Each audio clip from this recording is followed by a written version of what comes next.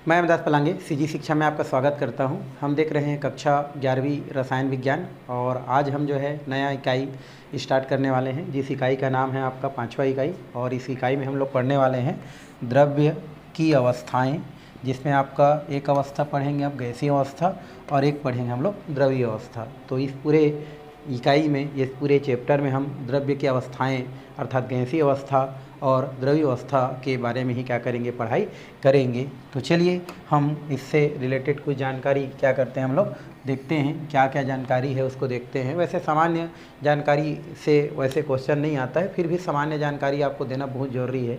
इससे पहले जो लेसन है जिसमें हम लोग क्या पढ़े हैं, रासायनिक आबंध और आणविक संरचना पढ़े हैं, जिसमें हमने बहुत प्रकार की कुछ चीज़ों के बारे में पढ़े हैं। जैसे हम पढ़ें किसके बारे में भाई, आयनन एंथैल्पी, इसके बारे में हम लोग पढ़ें, इसके बारे में आयनन एंथैल्पी हो गया।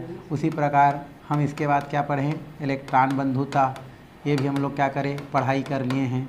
उसके अलावा संकरण के बारे में क्या कर चुके हैं, पढ़ाई कर चुके हैं। वैसे ही और बहुत सारे क्या है हमारा टॉपिक है जो हम इससे पहले वाला जो लेसन था, जैसे वेस्पर थ्योरी था, ये भी हम लोग इससे पहले वाला लेसन में हमने क्या किया है, पढ़ाई किया है। एमओटी थ्योरी पढ़ाई किया है, बहुत सारे संरचनाएं देखा है ना। और कई प्रकार के हम लोग और भी टॉपिक इससे पहले वाला जो लेसन है उसमें हम लोग क्या किए हैं, पढ़ाई किए हैं। फिलहाल हम लोग जो है इस लेसन में जो पढ़ने वाले हैं वो पूरे द्रव्य के बारे में पढ़ने वाले हैं, द्रव्य के अवस्था के बारे में क्या करने वाले हैं, पढ़ने वाले हैं। तो वही हम डायरेक्ट क्या करते हैं, उसी के पास चलते हैं। ये परिचय उतना खास नहीं है, तो हम डायरेक्ट क्या करते हैं, टॉपिक के पास क्या करते हैं, चलते हैं। और टॉपिक हमारा ये है कि द्रव्य की 3 अवस्थाएं है ना। या हम लोग पहले देखते हैं द्रव्य है तो द्रव्य होता क्या है, द्रव्य किसे कहते हैं, उसके बाद 3 अवस्था के पास क्या करेंगे, हम लोग पहुँचेंगे। तो फिलहाल हम किसके पास चलते हैं भाई, द्रव्य के पास चलते हैं। द्रव्य क्या होता है इसको हमको जानना है। वैसे द्रव्य के बारे में पहले हम एक लेसन जो था हमारा पहला इकाई था उसमें हम लोग पढ़ाई किए थे।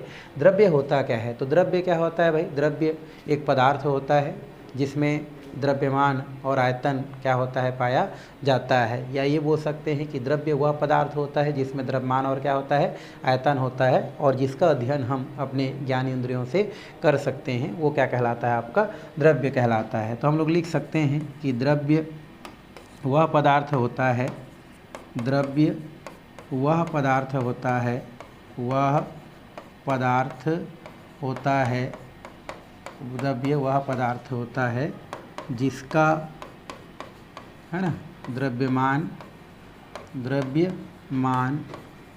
और आयतन होता है, जिसका द्रव्यमान और क्या होता है भाई, आयतन होता है, आयतन होता है, जिसका द्रव्यमान और क्या होता है, हमारा आयतन होता है, और जिसका अध्ययन हम अपने ज्ञान इंद्रियों से कर सकते हैं, और जिसका है ना अनुभव हम अपने ज्ञान इंद्रियों से कर सकते हैं, अपने ज्ञान इंद्रियों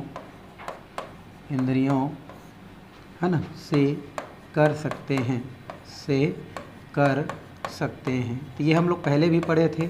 एक बार और हम लोग क्या कर लिए, पढ़ाई कर लिए कि द्रव्य क्या होता है भाई, तो द्रव्य वह पदार्थ होता है जिसका द्रव्यमान होता है और जिसका क्या होता है, हमारा आयतन होता है, वो क्या कहलाता है, पदार्थ कहलाता है या द्रव्य कहलाता है, और जिसका अनुभव हम अपने क्या कर सकते हैं, ज्ञान इंद्रियों से कर सकते हैं, वो हमारा क्या होता है, द्रव्य कहलाता है। कोई भी जो द्रव्य होता है वो कई अणुओं के है ना मिलने से बना होता है, या हम ये बोल सकते हैं कि जो द्रव्य होता है वो विभिन्न प्रकार के अणु से मिलकर बना होता है, या द्रव्य में विभिन्न प्रकार के अणु क्या होता है, विद्यमान होता है। और इसी विभिन्न प्रकार के अणु के आधार पर फिर जो द्रव्य होता है उसको 3 भागों में क्या किया जाता है, बांटा जाता है। तो उसको भी हम इसमें क्या कर सकते हैं, लिख सकते हैं, लिखा जा सकता है। तो जो क्या होता है, जो द्रव्य होता है, तो द्रव्य में है ना, द्रव्य में विभिन्न प्रकार के पदार्थ क्या होता है, विद्यमान होता है। तो द्रव्य में विभिन्न है ना प्रकार के विभिन्न प्रकार के अणु क्या होता है, हमारा विद्यमान होता है। तो जो पदार्थ होता है उसमें है ना विभिन्न प्रकार के अणु विद्यमान होता है। तो पदार्थ में विभिन्न प्रकार के क्या होता है भाई, अणु विद्यमान होता है, और इस विभिन्न प्रकार के प्रकार के अणु में भिन्नता के आधार पर इस विभिन्न प्रकार के अणु में भिन्नता के आधार पर विभिन्नता के आधार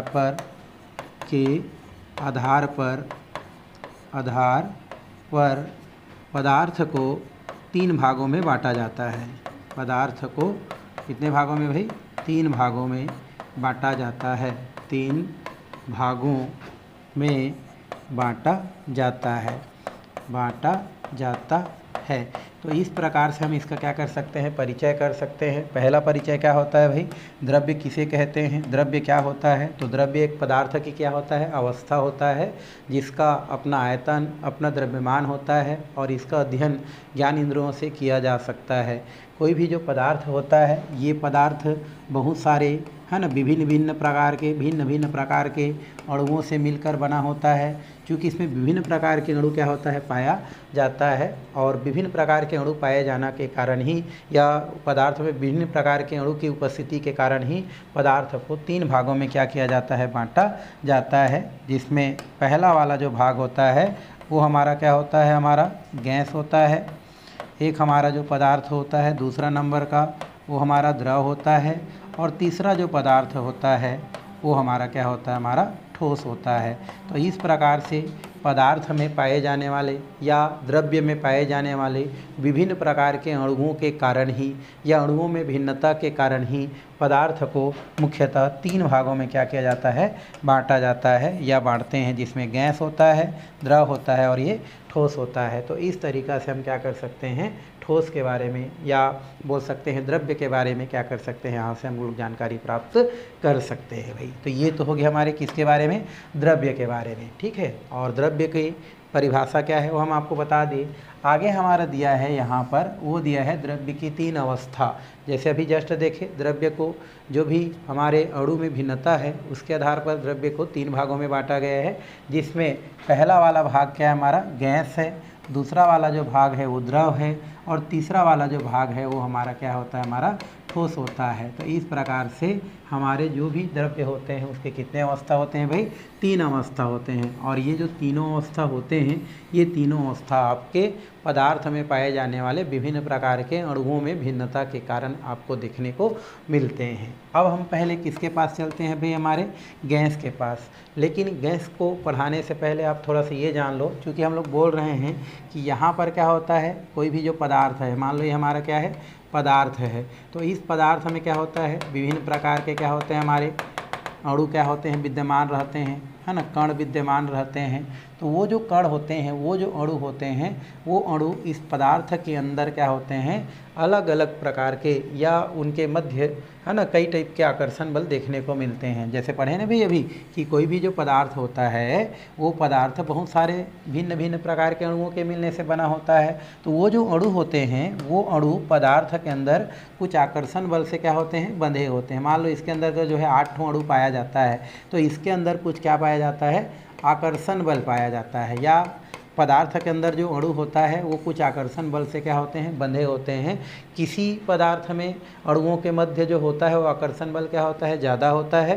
कुछ पदार्थ ऐसे होते हैं जिनमें अणुओं के मध्य आकर्षण बल कम होता है। और कुछ पदार्थ ऐसे होते हैं जिनमें जो उपस्थित अणु होता है उनके मध्य आकर्षण बल क्या होता है? ना ज़्यादा ना कम होता है। तो कुल मिला के हम लोग क्या बात कर रहे हैं कि कोई भी जो पदार्थ होता है वो बहुत सारे अणुओं के मिलने से बना होता है, भिन्न भिन्न प्रकार के अणुओं के मिलने से बनता है। तो वो जो अणु होता है उस पदार्थ के अंदर है ना एक दूसरे के साथ कुछ आकर्षण बल के द्वारा बंधा होता है। तो कुछ पदार्थ में अणुओं के मध्य आकर्षण बल ज़्यादा होता है तो हम उसको अलग रूप से पढ़ते हैं।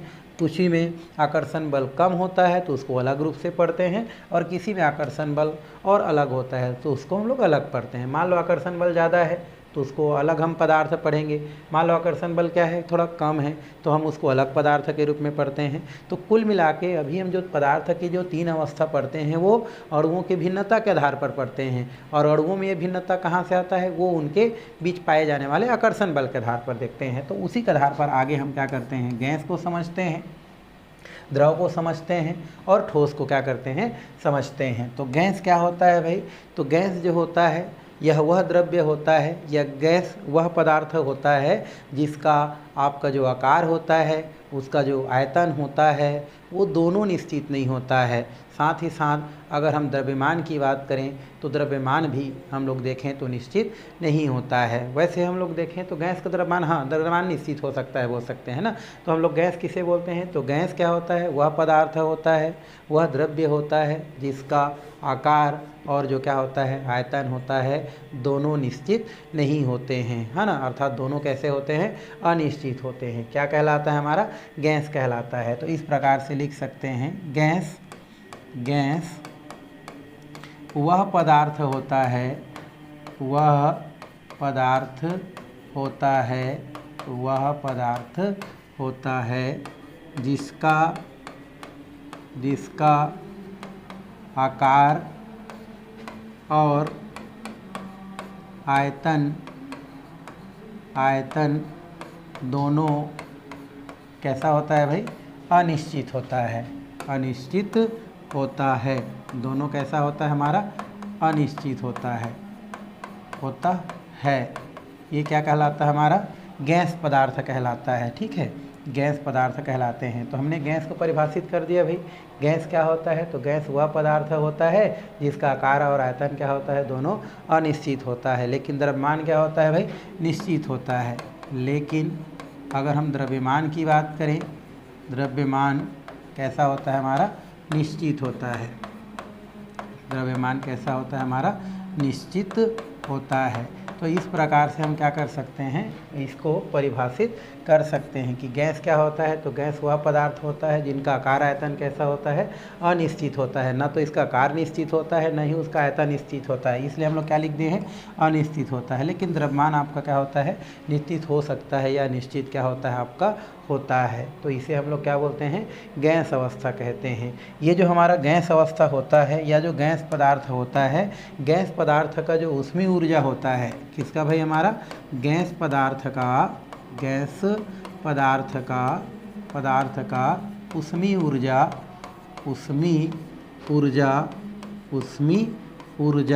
क्या होता है हमारा, उसके आकर्षण बल की अपेक्षा ज़्यादा होता है।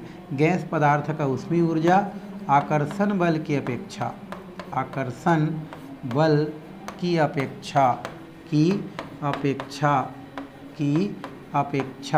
क्या होता है हमारा, अधिक होता है। तो यहाँ पर हम क्या लिख सकते हैं भाई, कि हमारा जो क्या होता है, हमारा ये जो हमारा गैस पदार्थ होता है, यदि इसकी ऊष्मीय ऊर्जा की बात करें, गतिज ऊर्जा की बात करें, तो ये हमारा क्या होता है, ज़्यादा होता है। किसके अपेक्षा, आकर्षण बल की अपेक्षा। आकर्षण बल का मतलब होता है कणों के मध्य पाए जाने वाला जो आकर्षण बल होता है। मतलब जब दो कण एक दूसरे के साथ क्या होते हैं, जिस बल से बंधे होते हैं, उसको आकर्षण बल कहते हैं। लेकिन जो गैस होता है उसमें जो आकर्षण बल होता है, यहाँ पर क्या होता है आपका, कणों के बीच आकर्षण बल कम होता है और उसमें ऊर्जा क्या होता है, ज़्यादा होता है। तो गैस जो पदार्थ होता है उसमें उसमें ऊर्जा ज़्यादा होता है, आकर्षण बल कम होता है, और उसमें ऊर्जा ज़्यादा होने के कारण कण में गतिज ऊर्जा क्या होता है, ज़्यादा होता है ना। या ये बोल सकते हैं आकर्षण बल कम होने के कारण, आकर्षण बल क्या होने के कारण भाई, कम होने के कारण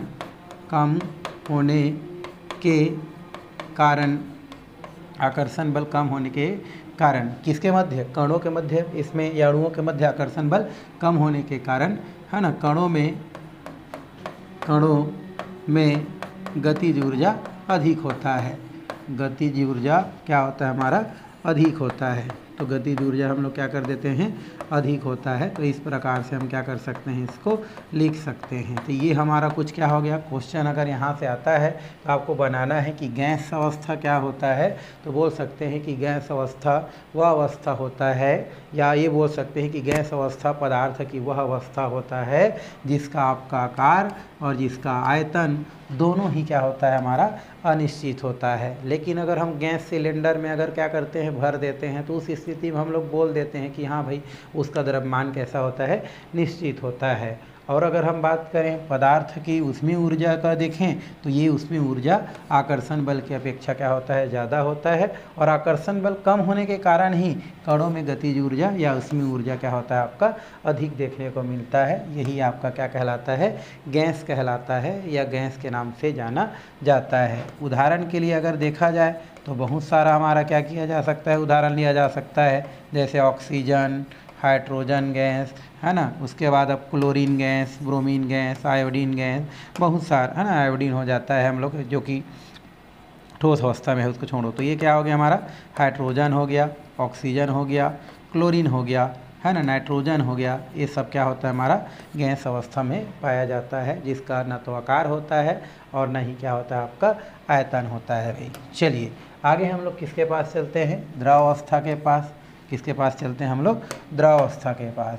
तो द्रव अवस्था की अगर हम बात करें तो जो द्रव अवस्था होता है इसमें अगर हम देखें तो द्रव अवस्था में क्या होता है, तो द्रव अवस्था पदार्थ की वह अवस्था होता है जिसका आकार जो होता है वो आपका निश्चित नहीं होता है, लेकिन आयतन क्या होता है, निश्चित होता है। द्रव्यमान भी क्या होता है इसमें निश्चित होता है। तो लिख सकते हैं कि पदार्थ की वह अवस्था या द्रव्य की, पदार्थों को ही हम क्या बोलते हैं, द्रव्य बोलते हैं। तो पदार्थ या द्रव्य की वह अवस्था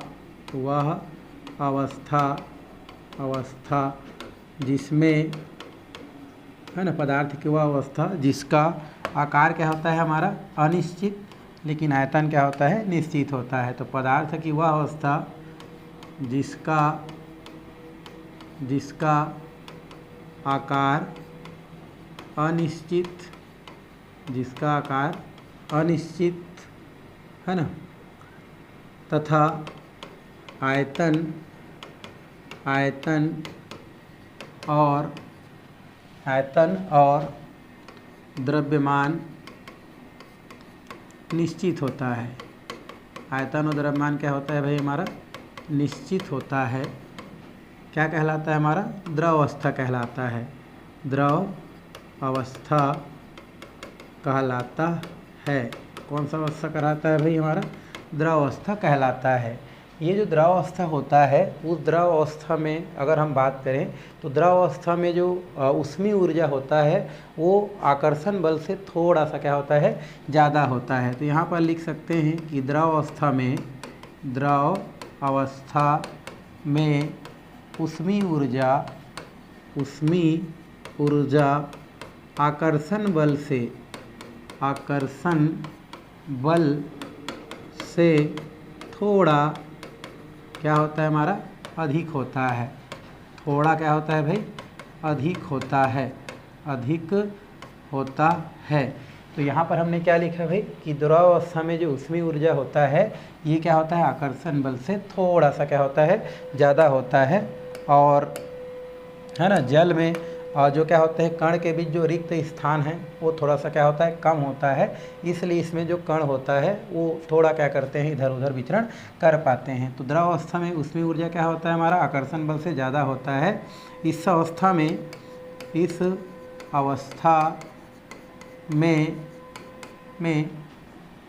अवस्था में कणों के मध्य है ना रिक्तियाँ कम होता है, जिसके कारण है ना कणों की गति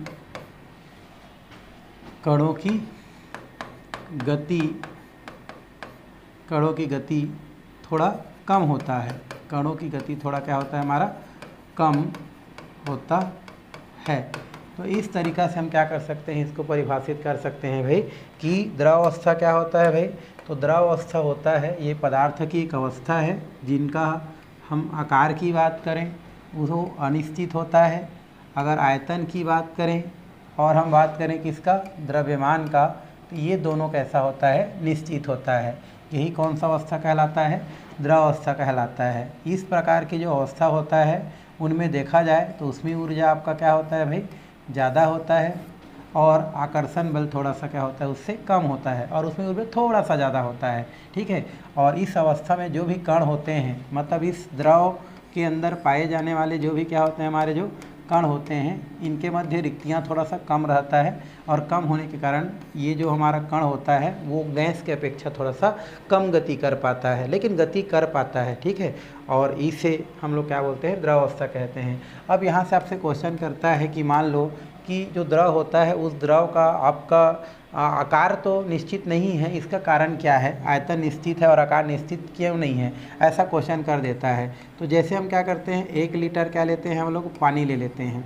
1 लीटर कितना लेते हैं हम लोग, पानी लेते हैं, और उस पानी को अगर हम क्या करते हैं गिलास में एक बार भर देते हैं, तो अभी जो है 1 लीटर पानी का आयतन तो फिक्स है, 1 लीटर है हमारा, लेकिन हमने उसको किस में भर दिया, पानी को गिलास में भर दिया। तो गिलास में भरते हैं तो कैसा आकार का हो जाता है वो, और गिलास के आकार का हो जाता है। मान लो अब उसको हम लोग क्या करते हैं, उसको करके कटोरी में उसको क्या कर दिया, चेंज कर दिया।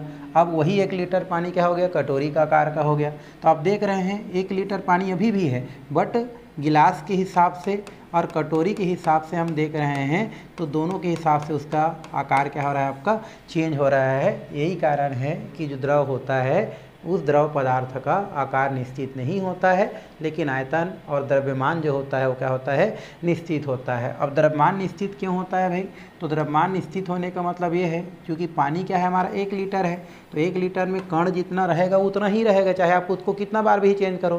तो द्रव्यमान तो क्या रहेगा भाई आपका, फिक्स ही रहेगा। अब 1 किलो आप शक्कर कहीं खरीदे हैं तो कहीं भी जाके तौलाओ उसको, है ना, 1 किलो ही निकलेगा। तो इस वजह से इसका द्रव्यमान क्या होता है आपका, निश्चित होता है। तो इस प्रकार से हम क्या कर सकते हैं, द्रव अवस्था को हम क्या कर सकते हैं, इस प्रकार से समझा सकते हैं, बता सकते हैं। देखो ये सब चीज़ अध्ययन हम लोग पहले लेसन में भी किए हैं भाई, पहला जो लेसन था ना, ये सब चीज़ बताया गया है। रियल में आपका ये जो हम पढ़ रहे हैं तीनों प्रकार की जो अवस्था, ये तीनों प्रकार की जो अवस्था होता है वो उस पदार्थ के अंदर या किसी भी पदार्थ के अंदर पाए जाने वाले जो कण होता है, उन कणों के बीच पाए जाने वाले आकर्षण बल पर निर्भर करता है। अगर कणों के मध्य आकर्षण बल क्या होता है, ज़्यादा होता है तो ठोस अवस्था, थोड़ा से कम होता है तो वो द्रव अवस्था, और बहुत कम होता है तो वो गैस अवस्था को शो करता है। बस इतना ही है। मान लो कण में बहुत ज़्यादा आकर्षण बल है, एक दूसरे के साथ पूरा पैकापैक क्या है में एकदम प्रबल आकर्षण बल से बंधे हैं, तो उस स्थिति में कण इधर इधर हिले डुलेंगे नहीं, तो आकार निश्चित होगा, आयतन निश्चित होगा, तो वो क्या कहलाएगा आपका ठोस अवस्था। मान लो कणों के बीच थोड़ा बहुत क्या हो रहा है, गति हो रहा है, थोड़ा बहुत हिल डोल रहे हैं, तो उस स्थिति में हिल डोल रहे हैं तो आयतन तो निश्चित होगा, बट आकार थोड़ा सा इधर उधर हिल डोले तो आकार क्या हो गया, गड़बड़ हो गया। तो कौन सा अवस्था होगा हमारा, द्रव अवस्था। और अगर मान लो पदार्थ में जो अणु हैं वो बिल्कुल क्या कर रहे हैं, इधर उधर जो है फास्ट तरीक़ा से गति कर रहे हैं, उनके मध्य आकर्षण बल बहुत क्या है, कम है, तो गैस अवस्था को शो करता है। तो कुल मिला के तीनों प्रकार की जो अवस्था हम लोग पढ़ रहे हैं वो किसी भी पदार्थ के अंदर पाए जाने वाले जो भी क्या होता है, हमारा जो कण होता है उस कण के बीच पाए जाने वाले आकर्षण बल पर निर्भर करता है। आकर्षण बल ज़्यादा रहेगा तो आकार आयतन निश्चित रहेगा, द्रव्यमान निश्चित रहेगा। अगर पदार्थ के अंदर पाए जाने वाला जो कण रहेगा उनके मध्य आकर्षण बल क्या होगा आपका, थोड़ा कम रहेगा, तो उस स्थिति में आकार गड़बड़ हो जाएगा, आयतन निश्चित रहेगा। और मान लो पदार्थ के अंदर पाए जाने वाला जो आकर्षण बल होगा, कणों के मध्य आकर्षण बल होगा, वो बहुत कमज़ोर होगा, तो न तो आकार निश्चित होगा और न ही आयतन निश्चित होगा। उस स्थिति में कौन सा अवस्था कहलाएगा, गैस अवस्था कहलाएगा। तो बस ये जो बातें हैं वो इन्हीं के इर्द गिर्द क्या करता है, आपको घूमता है, और उन्हीं के आधार पर क्या किया जा सकता है, उसको समझाया जा सकता है। चलिए अगला जो हमारा अवस्था है वो है हमारा ठोस अवस्था। ये रॉन्ग लिखा है, ये हमारा कौन सा अवस्था है भाई, ठोस अवस्था हम देखने वाले हैं। कौन सा अवस्था, ठोस अवस्था। तो ठोस अवस्था जैसे हम बता सकते हैं कि पदार्थ की वह अवस्था जिनमें कणों के मध्य आकर्षण बल क्या होता है, ज़्यादा होता है, और ज़्यादा होने के कारण उनका आकार और आयतन क्या होता है आपका, निश्चित होता है, द्रव्यमान भी क्या होता है, निश्चित होता है। ये क्या कहलाता है आपका, वो कहलाता है आपका जो है ठोस अवस्था। तो लिख सकते हैं कि पदार्थ की वह अवस्था, पदार्थ की वह अवस्था जिसमें पदार्थ की वह अवस्था जिसमें कणों के मध्य आकर्षण बल अधिक होता है ना, यह अधिक होने के कारण है ना आकार व आयतन क्या होता है हमारा निश्चित होता है, निश्चित होता है। कैसा होता है भाई? निश्चित होता है। तथा द्रव्यमान है ना भी क्या होता है हमारा? निश्चित होता है। भी कैसा होता है हमारा? निश्चित होता है, निश्चित होता है। तो इस प्रकार से लिख सकते हैं कि ठोस क्या होता है भाई? तो ठोस पदार्थ की वह अवस्था होता है जिनमें जो कण होते हैं, मतलब उस ठोस पदार्थ के अंदर जो कण होते हैं उनके मध्य आकर्षण बल अधिक होता है, और अधिक होने के कारण कण को हिलने डुलने नहीं देते हैं, इसलिए उसका आकार और जो आयतन होता है वो निश्चित होता है। साथ में द्रव्यमान भी क्या होता है? निश्चित होता है। कौन सा अवस्था कहलाता है? ठोस अवस्था कहलाता है। कौन सा अवस्था कहलाता है भाई? ठोस अवस्था कहलाता है। ठोस अवस्था कहलाता है। ठोस अवस्था की बात करें तो इसमें आकर्षण बल उसमें ऊर्जा से क्या होता है? ज़्यादा होता है। तो ठोस अवस्था में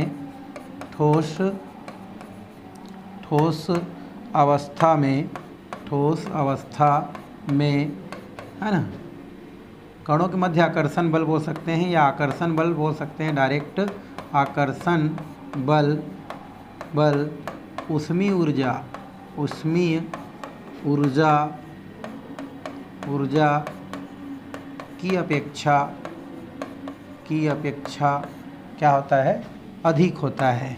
की अपेक्षा क्या होता है भाई? अधिक होता है। और ठोस अवस्था में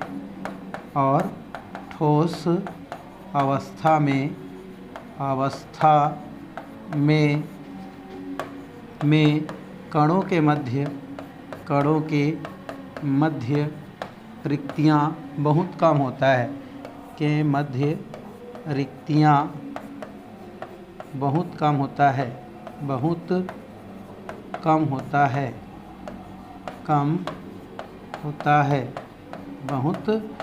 होता है। क्यों? क्योंकि इनके मध्य आकर्षण बल इतना ज़्यादा होता है कि उनके मध्य रिक्ति होने की कोई सवाल ही पैदा नहीं होता है भाई। तो इनके मध्य रिक्तियाँ क्या होता है आपका? कम होता है। तो इस तरीक़ा से हम ठोस अवस्था को भी क्या कर सकते हैं? समझ सकते हैं। अगर इसमें उदाहरण की अगर क्या करते हैं हम लोग बात करते हैं तो उस स्थिति में उदाहरण क्या किया जा सकता है आपका? बताया जा सकता है। जैसे हम लोग बोल सकते हैं जितना भी ठोस होता है, जैसे लोहा हमारा क्या होता है? ठोस होता है ना। तांबा हमारा क्या होता है? हमारा ठोस होता है। तो ये सब हमारे क्या होते हैं? ठोस अवस्था को शो करते हैं। या हम लोग जो है बर्फ़ को भी क्या कर सकते हैं? इसमें ले सकते हैं। तो ये हम लोग कर देते हैं। यहाँ पर उदाहरण की बात करें द्रव अवस्था का, तो द्रव अवस्था में हम बात करेंगे तो ये हो जाता है दूध हो गया, है ना, पानी हो गया। तो ये सब हमारे क्या होते हैं? हमारे द्रव अवस्था को क्या करते हैं? प्रदर्शित करते हैं। तो इस तरीक़ा से हम ठोस अवस्था को भी दर्शा सकते हैं और द्रव अवस्था को भी दर्शा सकते हैं। तो ये तो परिभाषा की बात हो गया भाई। मैं आपको पहले से बोल दिया हूँ फोकस किसको करना है? तो ये हमारा पदार्थ को फोकस करना है। आपको अभी हम बताए हैं कि जो भी पदार्थ होता है वो पदार्थ क्या होता है? बहुत सारे छोटे छोटे कणों के या अणुओं के मिलने से बना होता है। क्योंकि कण ही क्या होते हैं भाई? अणु, परमाणु या आयन हो सकते हैं। ठीक है। तो कोई ये पदार्थ है, ये हमारा क्या है? पदार्थ है। और ये जो पदार्थ होता है वो बहुत सारे क्या होता है? हमारा कणों के मिलने से बनता है। और कण क्या हो सकते हैं? अणु, परमाणु या आयन हो सकता है। तो पदार्थ के अंदर ये जो हमारा क्या होता है? जो कण पाया जाता है, इन कणों के बीच जो लगने वाला जो क्या होता है? आकर्षण बल होता है। ये जो हमारा क्या है? आकर्षण बल होता है। इस आकर्षण बल के आधार पर ही हम ये तीनों प्रकार को क्या करते हैं? पढ़ते हैं। यदि पदार्थ के अंदर पाए जाने वाला जो क्या होता है? हमारा जो ये कण होते हैं, एक कण एक दूसरे के साथ यदि प्रबल आकर्षण बल द्वारा बंधे होते हैं। किसके द्वारा भाई? प्रबल आकर्षण बल द्वारा बंधे होते हैं। प्रबल मतलब काफ़ी घनिष्ठता के साथ बंधे होते हैं। प्रबल आकर्षण बल द्वारा बंधे होते हैं। तो उस स्थिति में ये जो हमारे क्या होते हैं? पदार्थ होते हैं, उसका आकार और आयतन दोनों क्या होते हैं? निश्चित होते हैं। तो उस अवस्था में पदार्थ को क्या नाम से जाने जाते हैं भाई? ठोस अवस्था के नाम से जाने जाते हैं। मान लो कोई पदार्थ है और उस पदार्थ में पाए जाने वाले जो कण होते हैं वे कण एक दूसरे के साथ थोड़ा सा दुर्बल वांडरवाल्स बंध से बंधे होते हैं। दुर्बल वांडरवाल्स मतलब कमज़ोर बंध से बंधे होते हैं, जिसके कारण इनके कण थोड़ा सा हिल डोल सकते हैं। तो इस अवस्था में जो पदार्थ होते हैं उनके, है ना, जो आकार होते हैं वो तो क्या होते हैं आपके अनिश्चित होते हैं, लेकिन आयतन क्या होते हैं, निश्चित होते हैं।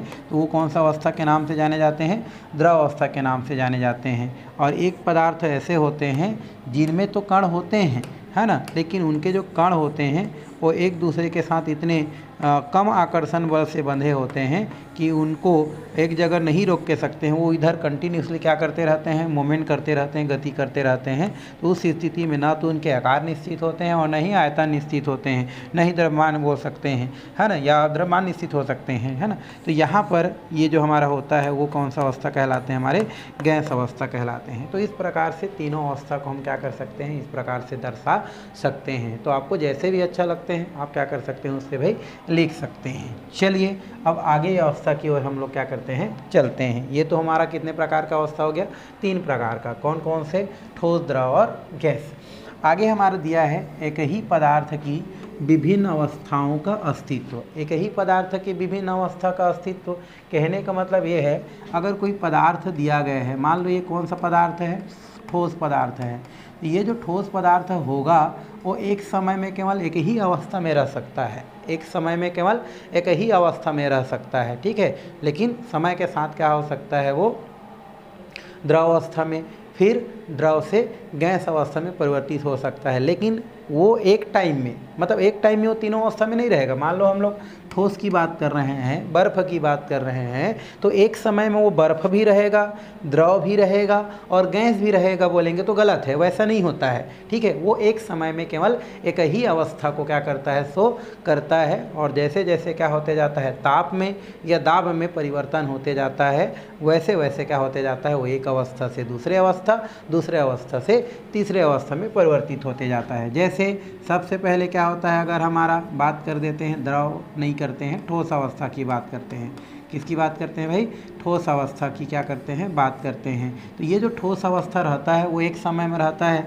अब इसको क्या कर दिया जाता है, इसको थोड़ा सा हम लोग जो है क्या कर देते हैं, बोल सकते हैं थोड़ा गर्म कर देते हैं। तो ठोस किस में बदल जाता है भाई, हमारा द्रव अवस्था में बदल जाता है। किस में बदल जाता है, द्रव अवस्था में। और द्रव को अगर हम और क्या कर देते हैं, ज़्यादा डिग्री पर क्या करते हैं, गर्म कर देते हैं, तो उस स्थिति में क्या हो जाता है, वो गैस अवस्था में क्या हो जाता है, परिवर्तित हो जाता है। उल्टा करेंगे, ठंडा करेंगे तो गैस से पुनः द्रव, और द्रव को और ठंडा करेंगे तो पुनः क्या हो जाता है, हमारा ठोस अवस्था में प्राप्त हो जाता है।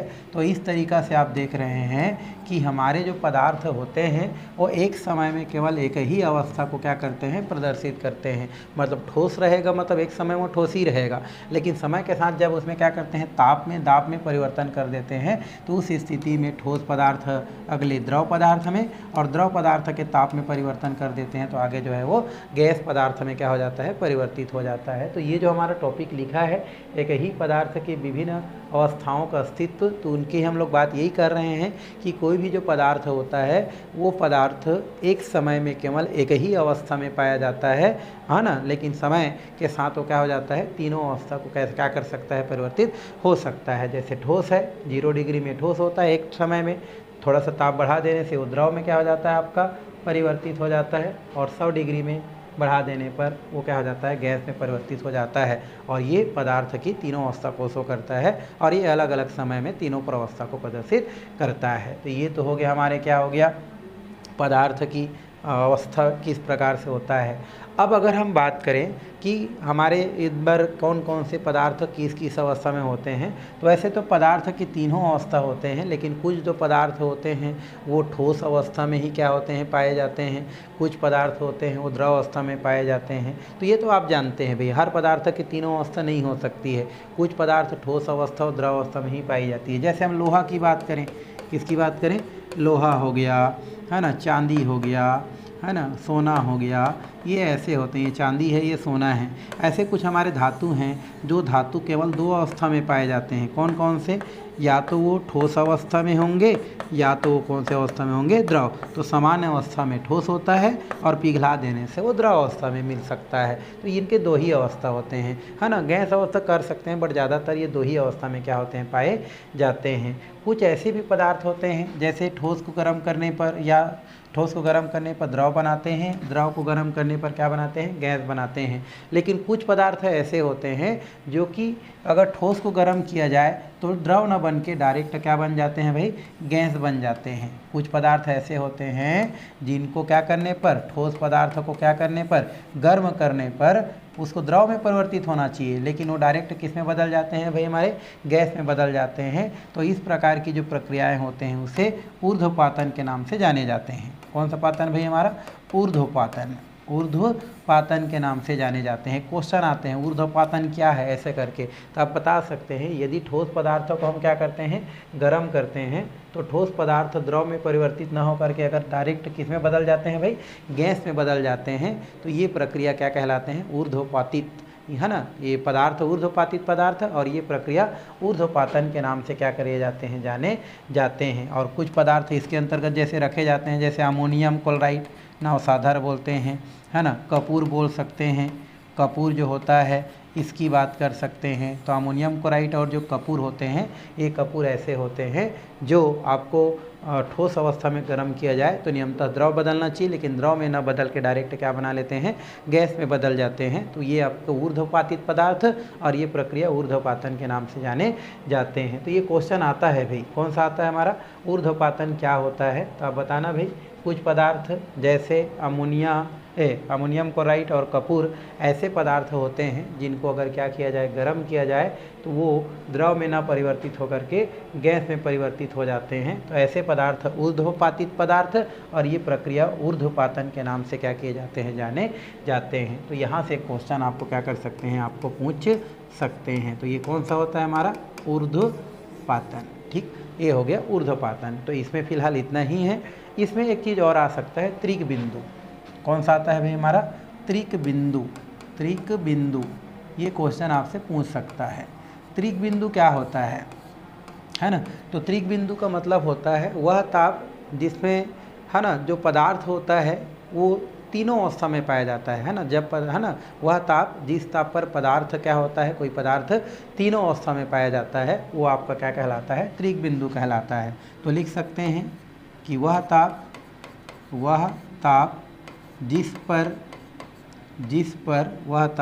जिस पर कोई पदार्थ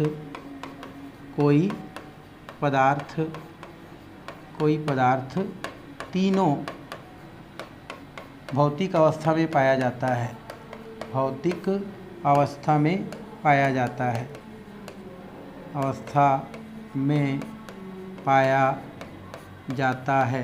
पाया जाता है, क्या कहलाता है, त्रिक बिंदु कहलाता है, त्रिक बिंदु कहलाता है।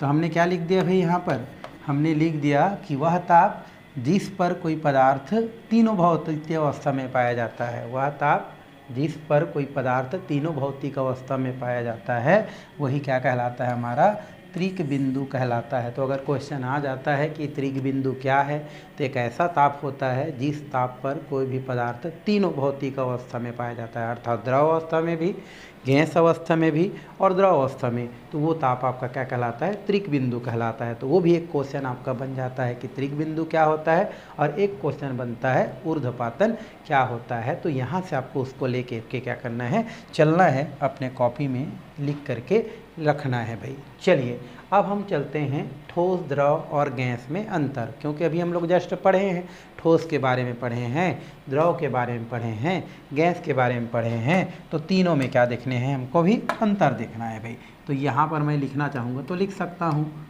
ठोस, द्रव और गैस में अंतर। गैस में क्या देखेंगे हम लोग, अंतर। तो हम लोग तीन चीज़ में अंतर देखने वाले हैं, ठोस, द्रव और हमारा क्या होता है, जो गैस होता है। इसमें हम क्या करने वाले हैं भाई, अंतर देखने वाले हैं। अंतर पूछ सकता है आपको 11वीं क्लास के हिसाब से। चलिए पहला अंतर क्या दिया है हमारा, आकार एवं आयतन। अभी तो जस्ट पढ़े हैं कि ठोस में आकार और आयतन दोनों क्या होता है, निश्चित होता है। तो लिख सकते हैं कि ठोस में इसमें आकार और आयतन दोनों क्या होते हैं भाई, निश्चित होते हैं, दोनों क्या होते हैं, निश्चित होते हैं। ये हमारा पहला पॉइंट ख़त्म। ठीक है, तो ठोस में बात करें तो ठोस में अर्थात ठोस में क्या होते हैं, आकार और आयतन दोनों निश्चित होते हैं। अगर हम इसमें बात करें द्रव में, तो द्रव में आकार अनिश्चित, आकार अनिश्चित, आकार अनिश्चित तथा आयतन निश्चित होते हैं, आयतन निश्चित होते हैं। अभी जस्ट पढ़ के आ रहे हैं हम लोग। ठीक है, तो जो द्रव होता है उसमें आकार अनिश्चित होता है, लेकिन आयतन क्या होता है हमारा, निश्चित होता है। और गैस की बात करें, इसमें आकार और आयतन दोनों अनिश्चित होते हैं, दोनों अनिश्चित होते हैं। अनिश्चित होते हैं मतलब दोनों ही निश्चित नहीं होते हैं, दोनों अनिश्चित होते हैं। जस्ट पढ़ के आए हैं, अनिश्चित होते हैं। अनिश्चित का मतलब होता है भाई, ना तो उसका सही ढंग से आकार होता है, न ही आयतन। अब गैस को कहाँ कहाँ पढ़ोगे, जहाँ जहाँ है ना, तो फिलहाल उसका आकार आयतन दोनों निश्चित नहीं होता है। द्रव्यमान भी बोल सकते हैं निश्चित नहीं होता है। ठीक है, ऐसा हम लोग बोलेंगे तो ज़्यादा अच्छा है। ठीक है, तो ये हो गया हमारा आकार और किसके बारे में, आयतन के बारे में। संपीड्यता मतलब होता है कंप्रेसिबल, मतलब जिसको हम प्रेशराइज कर सकें। जैसे गुब्बारा क्या होता है, उसको हम लोग इस प्रकार से जब क्या करते हैं, दबा के देखते हैं तो क्या हो जाता है, वो फ्लेक्सिबल टाइप का लगता है, तो वो क्या होता है, संपीड्यता। तो ठोस में क्या होता है, ठोस असंपीडित होते हैं। ठोस कैसे होते हैं हमारे, असंपीड्य होते हैं, असंपीड्य होते हैं। असंपीड्य होते हैं मतलब इसको हम लोग इस प्रकार से पुश नहीं कर सकते हैं, उसको फ्लेक्सिबिलिटी इसमें नहीं पाई जाती है, असंपीड्य होते हैं। द्रव कैसे होते हैं भाई, संपीड्य होते हैं, संपीड्य होते हैं। मतलब इसको हम लोग क्या कर सकते हैं, थोड़ा बहुत क्या कर सकते हैं, उसको उनके कणों को क्या कर सकते हैं, दबा करके इधर उधर गति करवा सकते हैं। ये अधिक संपीड्य होते हैं, अधिक क्या होते हैं हमारे, संपीड्य होते हैं, संपीड्य होते हैं। क्यों, क्योंकि गैस तो इतने जो है दूर दूर होते हैं, कणों के मध्य आकर्षण बल कम होता है कि उसको हम कैसे भी क्या कर सकते हैं, प्रेशराइज कर सकते हैं। पानी में भी खेलते रहते हैं ना हम लोग इस प्रकार से, तो पानी क्या होते रहता है, इधर उधर भागते रहता है, तो वो हमारे संपीड्य होते हैं। संपीड मतलब इसको हम लोग क्या कर सकते हैं, उनके कणों को दबा के इधर उधर क्या कर सकते हैं, हिला डुला सकते हैं, वो हमारे होता है संपीड्यता। विसरण की गुण की बात करें तो क्या होता है, इसमें विसरण का गुण नगण्य होता है, मतलब इसमें विसरण का गुण नहीं होता है बोल सकते हैं, विसरण का गुण नहीं होता है बोल सकते हैं। विसरण मतलब क्या होता है भाई, फैलना होता है हमारा, विसरण का गुण नहीं होता है, या होता है तो बहुत कम होता है। इसमें क्या हो जाता है, फैलने का गुण होता है, मतलब विसरण का गुण होता है। विसरण का गुण क्या होता है हमारा, इसमें पाया जाता है, होता है, और इसमें तो सबसे ज़्यादा होता है। इसमें विसरण का गुण सबसे अधिक होता है, सबसे अधिक होता है। इसमें विसरण का गुण क्या होता है, सबसे अधिक होता है। ठीक है भाई, ये हो गया। ताप का प्रभाव हम देखें, ताप का प्रभाव इसमें देखें तो ताप देने से ठोस द्रव में परिवर्तित हो जाता है भाई। ताप देने से ठोस किस में बदलेगा, द्रव में। अभी जैसा देखे हैं, ठोस, ताप देने से ठोस द्रव में बदल जाता है, द्रव में क्या हो जाता है भाई, बदल जाता है, बदल जाता है। ठीक है, और इधर ताप देने से द्रव गैस में बदल जाता है, ताप देने से द्रव वाष्प में बदल जाता है, वाष्प में बदल जाता है। आपने देखा है कि द्रव को अगर क्या करेंगे, ताप देंगे तो क्या हो जाता है, वो आपका वाष्प में बदल जाता है। और ये तो ऑलरेडी क्या होता है हमारा भाई, वाष्प ही होता है, इसमें गतिज गुण क्या हो जाता है, और बढ़ जाता है। तो ताप देने से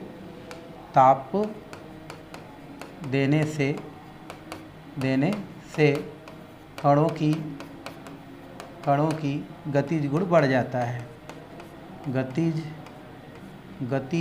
गुण क्या हो जाता है आपका, बढ़ जाता है। गतिज गुण क्या हो जाता है भाई, बढ़ जाता है। और वो क्या होता है हमारा, इधर उधर गति ज़्यादा करने लगते हैं, क्योंकि ऑलरेडी वो वाष्प बन चुके हैं। तो ये हमारे कितना हो गया पॉइंट, 3 4 5 पॉइंट। दैसिकता की बात करें तो ठोस कैसा होते हैं, विषम दैसिक प्रकृति के होते हैं। कैसे होते हैं, विषम दैसिक प्रकृति के होते हैं, मतलब इनकी कोई दिशा नहीं होती है। विषम दैसिक क्या होते हैं, प्रकृति के होते हैं। कौन, हमारे ठोस। ये दोनों कैसे होते हैं, समदैशिक प्रकृति के होते हैं, मतलब इनकी अपनी दिशा होती है, समदैशिक प्रकृति के होते हैं, प्रकृति के होते हैं, है ना। ये भी कैसा होते हैं भाई, समदैशिक प्रकृति के होते हैं, समदैशिक प्रकृति के होते हैं। कैसा प्रकृति के होते हैं, समदैशिक प्रकृति के होते हैं। कौन कौन, हमारा द्रव और ठोस, मतलब किधर से भी जाओ आपको कण लगभग उसी टाइप के देखने को मिलता है, लेकिन ठोस में थोड़ा सा व्यवस्था ठीक रहता है। ये क्रिस्टलीय अवस्था में पाया जाता है ठोस, इसलिए विषम दैशिक प्रकृति के होते हैं। और गति की, अणुओं की गतिज ऊर्जा इसमें कम होता है, उसमें ज़्यादा, और उसमें सबसे क्या होता है, ज़्यादा होता है। तो इसमें क्या होता है भाई, अणुओं की गतिज ऊर्जा कम होता है, कम होता है ना। थोड़ा ज़्यादा गतिज ऊर्जा होता है, थोड़ा अधिक क्या होता है, गतिज ऊर्जा होता है, गतिज ऊर्जा होता है, ऊर्जा होता है। और गैस में, और इसमें देखें गैस में, हम लोग किसमें देखें होंगे, गैस में, गैस में अणुओं की गतिज ऊर्जा सबसे अधिक होता है। अणुओं की गतिज ऊर्जा सबसे अधिक होता है, सबसे अधिक होता है, क्योंकि इनके कणों के मध्य आकर्षण बल बहुत कम होता है। तो इस प्रकार से कुछ पॉइंट हैं, है ना, जिस पॉइंट के आधार पर आप तीनों प्रकार की जो क्या होता है, हमारा पदार्थ की जो अवस्था होता है, कौन कौन से भाई, हमारा ठोस अवस्था, द्रव अवस्था, और हमारा क्या है, गैस अवस्था, इन तीनों में आप क्या कर सकते हैं, अंतर बता सकते हैं। तो आपके लिए ठीक है ना, 11वीं क्लास के लिए ठीक है, ये आपको क्वेश्चन कर सकता है। तो आ जाता है मान लो यहाँ से, तो आप क्या कर सकते हैं, इनको इस प्रकार से लिख सकते हैं। बड़ा बड़ा लिखने की ज़रूरत नहीं है, अभी ऑलरेडी इतना सारा है, बड़ा बड़ा लिखेंगे तो क्या होगा, ठीक है। तो पॉइंट पॉइंट दे करके आप इस प्रकार से लिख सकते हैं, ठीक है। तो आज के क्लास हम लोग फिलहाल क्या करते हैं, यहीं पर क्या करते हैं, हम लोग जो है ख़त्म करते हैं। और आने वाला जो टॉपिक है वो हम क्या करने वाले हैं, आने वाला क्लास में क्या करने वाले हैं भाई, देखने वाले हैं।